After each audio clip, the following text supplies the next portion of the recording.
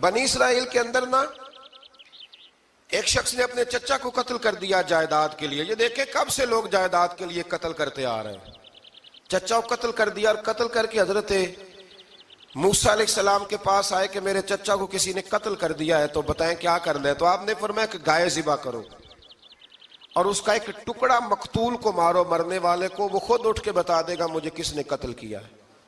اب ارادہ نہیں تھا گائے ذبح کرنے کا تو بہانے کرنے لگے. ارادہ نہیں نہ ہوتا تو پھر کیا ہوتے ہیں, کہنے لگے گائے کس طرح کی ہو, بوڑھی ہو کہ بچی ہو, رنگ کیسا ہو, جوان ہو کہ چھوٹی ہو, حال میں ایک دفعہ چلنا سیکھ گئی ہو یا ابھی نہ سیکھی ہو. تو بتاتے گئے تو رب بھی شرطیں بیان کرتا گیا. گہرے زرد رنگ کی ہو, حال کے اندر اسے نہ چلایا گیا ہو, پانی نہ نکالا گیا ہو, نہ بچی ہو نہ جوان ہو, اس کے درمیان ہو. یہ ساری شرطیں کہاں پائی جاتی تھیں؟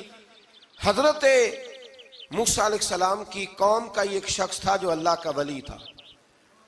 وہ جب انتقال کرنے لگا نا, اللہ اکبر, دیکھو رب ولیوں کی اولادوں پر بھی کتنا فضل فرماتا ہے.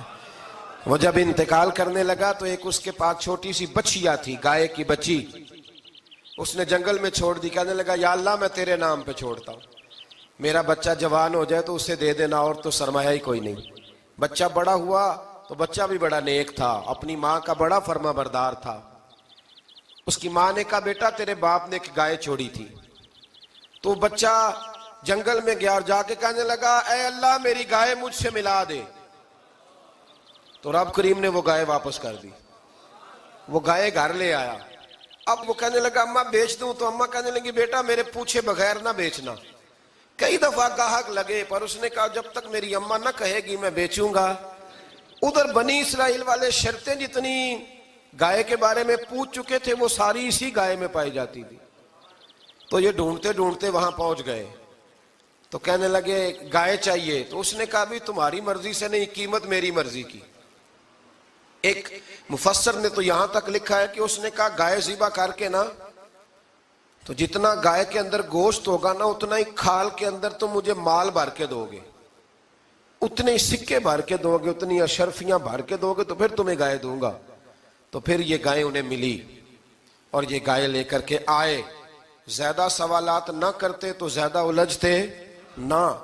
ہم بھی دین کے معاملے میں بڑے سوال جواب کرتے ہیں, اتنا سوال کریں جتنی اس کی ضرورت ہے. ان لوگوں نے سوالات زیادہ کیے تو پھر الجھ زیادہ گئے. تو میرے بھائی اس کا ذکر بھی اللہ تبارک و تعالیٰ نے پہلے پارے کے اندر بیان